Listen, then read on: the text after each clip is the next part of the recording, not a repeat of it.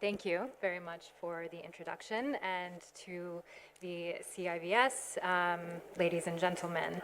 Speaking on behalf of Sebastian and myself, we're delighted to be here. In lieu of a formal presentation, we've opted to have more of an informal discussion, or rather a friendly Q&A between the two of us. While in theory we have very similar positions, we both research library collection items in an effort to identify objects that were lost, looted, confiscated, forcibly sold under duress, or otherwise displaced between the period 1933 and 1945. Due to the nature of our collections, sorry, I think there's some problems with the translation.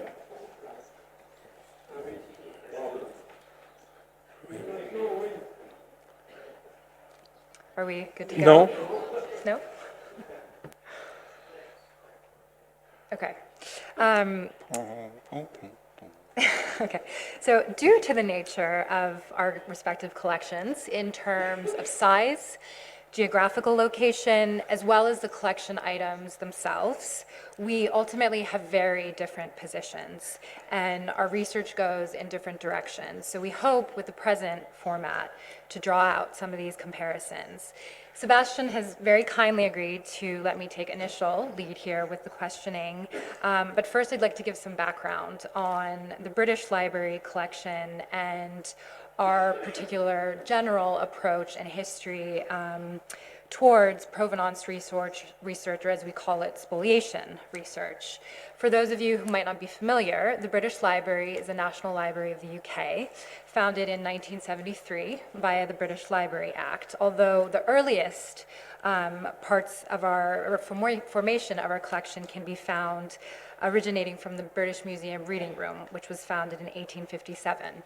We are a legal deposit library, which means we acquire anything and everything that has been printed in the UK since our founding. Now, this means that we hold between 170 and 200 million collection items, which includes a range of media, in addition to books and manuscripts, such as periodicals, maps, printed music, postage stamps, archival recordings, again, among a variety of materials.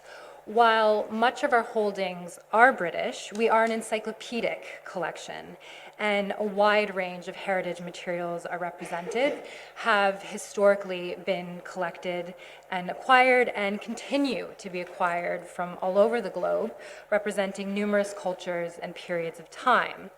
With regard to questions pertaining to the Nazi period, we have approximately 7 million collection items that date before 1945 and were acquired after 1933, either by purchase or donation. Now, this is to say that not all of these objects are necessarily suspicious nor problematic, but we use this as a general criteria for identifying what to examine in our collection. Since the signing of the Washington Principles, with the UK as a signatory, we have taken our duties seriously to investigate these issues and potential concerns. And we've undertaken several research initiatives on our collection to identify potentially problematic holdings. The first initiatives were between 1999 and 2003. There was a subsequent part-time research initiative from 2015 and 2017, and then the creation of my post as spoliation curator, a full-time position in 2017. As it were, we are actually the only collections-based institution in the UK to have a curator devoted exclusively to the Nazi-era provenance research. And I think this, it's an unfortunate reflection on the status quo of this research, which I believe is due to a lack of funding and training in this area. As far as we know, we are also the only library outside of continental Europe to have a member of staff examining this area and this area alone. Now, reverting to Sebastian, can you tell us more about the library you work at in Berlin and in particular the nature of the items you work with? I'll try. The library where I work at is a completely different library. It's a public library, has always been a public library, and while it's the largest in Germany with 3.5 million items in its stock, it's still decisively smaller than the British Library. And the Central and Regional Library of Berlin is a foundation comprised of several libraries and therefore several library stocks over the last more than 100 years. The stocks are mainly comprised of the big Eastern German, East Berlin Public Library, the Berlin City Library, and the West Berlin Public Library, the America Memorial Library. And we've checked each stock individually. All of the stocks have Nazi loot in them, but our research has so far been focused on the holdings of the Berlin City Library because it's the oldest library. It was founded in 1901, and it was an active player in the looting of the books from mainly the Jewish Berliners. And it's also the library with the largest old stock, so it pays to look there first. Yeah. Thank you. Now, while, as you've said, the library in Berlin, it's certainly not on the scale of the British Library, with the number that you've told me, 3.5 million. Can you tell us more about how you identify objects of potentially problematic origin? Well, yes, we try to use the documentation that is there. So we do have acquisition journals and try to work with what we have. But in essence, what we actually have to do is just go shelf by shelf, book by book, and look into each book, record the information, and check each and every book. Each book that was printed before 1945, and each book that was acquired after 1933. That's the latest estimate is 1.1 million. The first estimate was 200,000. It was a couple of years ago, so I don't know where this will go. Yeah, and that's the way we go about the books. The actual identification usually comes much later in the process, and at the moment now we are still mainly trying to record the information that is in the books and make this available for the public. How is this working in the British Library? I imagine you work quite a bit more with sources like sale catalog, auction house catalogs, records, and stuff like this.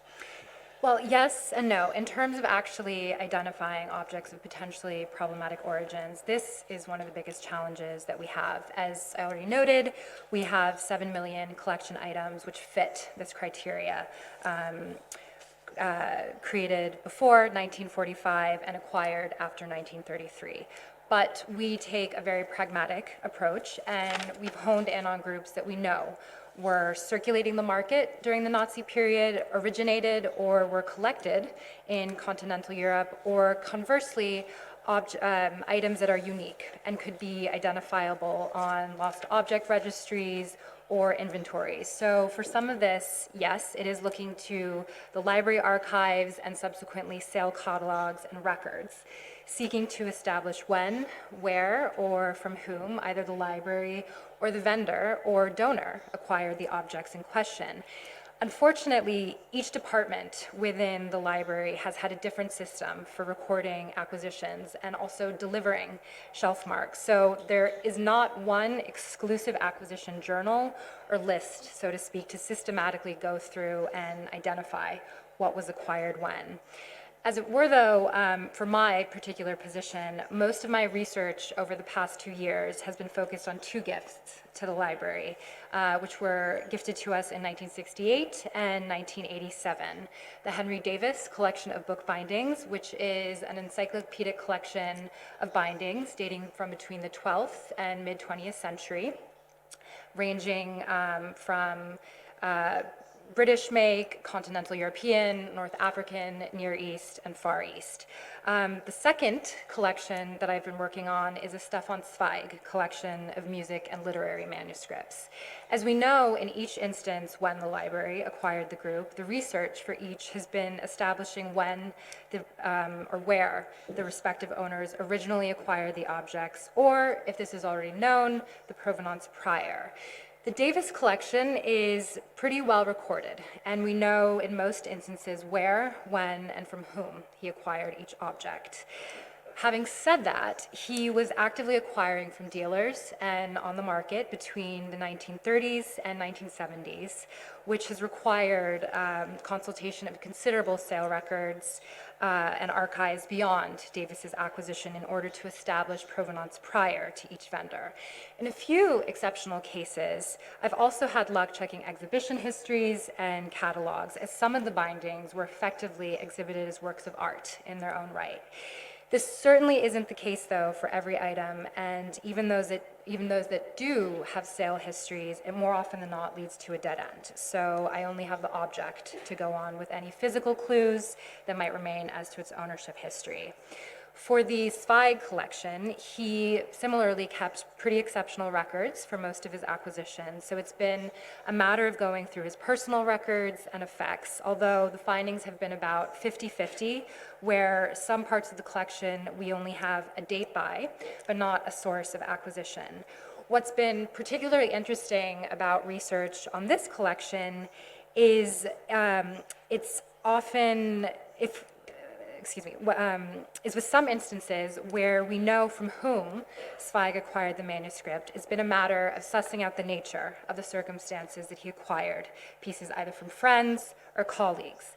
Zweig was collecting up until his suicide in 1942 in South America from individuals, other collectors, dealers, again, friends, acquaintances who remained on the continent and who might have been victims of persecution. So I've been examining the possibility through his correspondence, through his letters, that some of these objects might have been passed along to him for subsequent sale or for safekeeping. Finally, as a lot of the objects for both Davis and Zweig that I have been investigating are uniquely identifiable by virtue of their bindings, their manuscript copy, or have other distinguishing characteristics. I also check lost object databases, some which have been discussed earlier today, Lost Art DE, the Repertoire Ben Spolay, the ERR Jeu de Paume database, amongst many others. Similarly, I've compiled our own in-house database from primary source material and secondary source material, either from archives or from publications. And I check this either for names in the ownership history or for record of the actual objects. As I think both of us have expressed, at the end of the day, the physical object, especially for books and manuscripts, is so crucial. And as I understand it from you as well, you're also often trying to identify former owners. Are there any resources that you would say are the most useful or crucial for your research?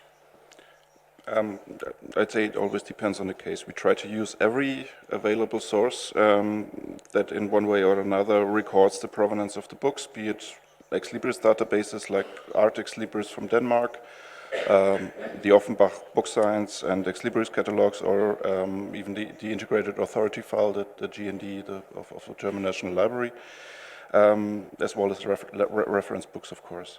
And the same goes for the research regarding the previous owners and their heirs.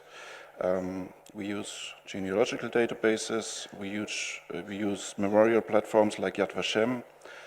These are important tools, but since we're working in Berlin, we're using the local archives, of course.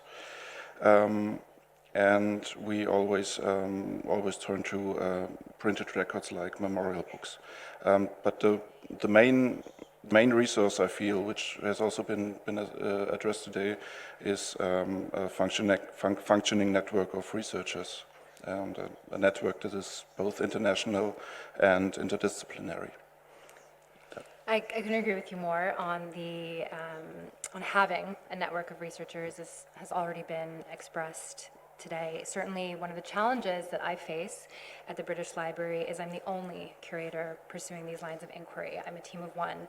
So I always appreciate a second set of eyes, even if it may be a plane ride or a phone call away. Thinking more about some of the challenges of this research, what do you do when you're stuck on an object or a question? Where do you turn, and how do you, for example, publish your research or allow for claimants or heirs to come forward in the event that you're not able to identify something? Yes, we do. The really sad reality is that if I'm stuck in researching somebody, I just move on to the next case, which has to do with the amount of books that we have to research. But regarding the publication, we publish everything that we find immediately while we are recording it online in a database lootedculturalassets.de. And yeah, we don't delete records from there. The database is indexed by a common web search engine, so we always have a chance that people more knowledgeable about certain names, certain stamps might be able to actually find us and contact us, which does happen, thankfully. And apart from that, we do have our own library's website, of course, which we use to publish information on cases, either if we were able to return books, or on cases that we have researched to the very end where we can't go on anymore, and make a short, like a blog post entry with the hope of still finding a fair and just solution. I'm currently in the process of translating this into English, and I just told a colleague I'm at the letter P, so it's an ongoing thing. And I know that the British Library has a great series on the work that you do in the form of blog posts, which is called Findings from the Bindings, which I love the title. And apart from that, how do you plan to document and publish your research? Sure. So we have several ways, or forums, where we make the provenance research completed publicly accessible. Similar to most UK national collections, if there are any items that we have outstanding questions on or have come to a dead end, we publish them with full cataloging and known provenance on something called the UK Collections Trust page. Additionally, I've been working on cataloging many of the items and adding them to our central library database, Explore, particularly with the Davis collection. Although it's been with the collection since 1968, quite a number of the items have never been added to digital forums. Similarly, there are a number of objects that are, but without provenance information, so I've been systematically adding these as well. Beyond this, we try to find other creative ways to share the findings and make the research as publicly accessible as possible, while simultaneously making it interesting and informative. The Findings from the Binding series, which Sebastian mentioned, is one such example, and it highlights specific works that have undergone investigation, and it traces either their movement through the period of concern, or it brings to light biographies of their former owners. One of the particular challenges for a library, dissimilar to an art museum, for example, is displaying the objects we research. At the British Library, however, we have a treasures gallery, which highlights particularly rare or exceptional objects in the collection. It's on a shifting rotation, and there have been displays in the past that have featured provenance findings. We also intend to curate a small exhibition in the next few years which highlight the Nazi looting of books and provenance research within a library. Finally, I'm continuously surprised by the power of social media as a channel for publicizing research and information, as well as keeping up on what other colleagues or institutions might be doing. This was actually something that I first came across through you, Sebastian, as a tool when I came across your LinkedIn page, and I found a number of reports regarding successful returns that had been made in Berlin. It wasn't quite to the extent of a scholarly article, but it also gave more than what a press release might share, for example. And it gave a full picture for the implications of the return, while also providing a strong understanding for the research that was taken and the path to discovery. Can you tell us a bit more on the number of cases or returns that you've facilitated, and in particular, what the types of collections are that the books have come from? Yes, since I started working for the library, I was more or less, which was in 2010, I started with the research on Nazi-looted art. I was more or less involved in a couple of hundred actual restitutions, and we so far returned about 1,000 objects, mainly books. Mainly books that would not be considered part of a collection per se, but household books like you and me have at home. Yeah. And sometimes the profession of the previous owner is reflected in the titles. Like, think of lawyers, doctors, writers. But they, of course, also had books on how to identify mushrooms or some adventurous travel literature. And the title may give an indication, but can hardly serve as evidence, or at least in our case. So we are really dependent on the marks that the owners left. Is this very different at the British Library? Have you come across any cases of Nazi loot at the library that might be subject to restitution, per se, during our work? So, while we've not had the same volume of restitutions as the library in Berlin, we have previously returned 3 objects to former owners. One object that was mentioned briefly earlier by Dr. Woodhead in 2009, a medieval missal was returned to a monastery in Italy with the understanding it had been expropriated, likely by a member of the armed forces. In 2014, at the recommendation of the Spoliation Advisory Panel, a painted panel, a 15th century Sienese panel, which had been used to encase tax records, was restituted to the heirs of a dealer from Munich. It had been included in a forced sale in 1936. This was a best case scenario, however, where the heirs opted for financial compensation in lieu of physical restitution. So the object remains in the British Library. It's frequently on display, and we can use this as a tool to educate about this history, about this research. Finally, in 2017, and this indicates the range of objects, again, that we deal with, a paperback German play was restituted to the heir of a Viennese Jewish collector. From the Davis collection, there have been 2 objects identified. One of the items, a Venetian manuscript. It was formerly with the Jean Furstenberg collection, however, and spoliated during the war. However, we were able to show through research that it had been restituted to him in the post-war period. Another case, though, which I've been working on really for 2 years since I started at the library, and I think reflects how complex and how drawn out these investigations can be, is another Venetian manuscript. I identified the object in question as having been spoliated from a privately formed aristocratic collection in Poland during the occupation. Now, in the post-war period, in light of the widespread nationalization of property under the Soviet regime, the agricultural reforms, the remaining parts of this collection were entrusted to the Polish National Library. Since the 1950s, this manuscript has been included in the collection catalogs, but it's been listed as missing. Through this course of my research, however, I uncovered documentation tracing the movement of the manuscript from Warsaw to Krakow, and ultimately found information showing that the manuscript had in fact been recovered at the end of the war, although instead of being returned to the family or the National Library, it was sent to the National Museum, Warsaw in 1946 and entered the collection of the Prints and Drawings Department in 1948. I should say here that we have not actually received a claim for this item, although we have been collaborating with the Polish National Library on the research, and we are keen to clarify the object's ownership history as far as possible. At this stage, we're waiting on information from the National Museum of Warsaw.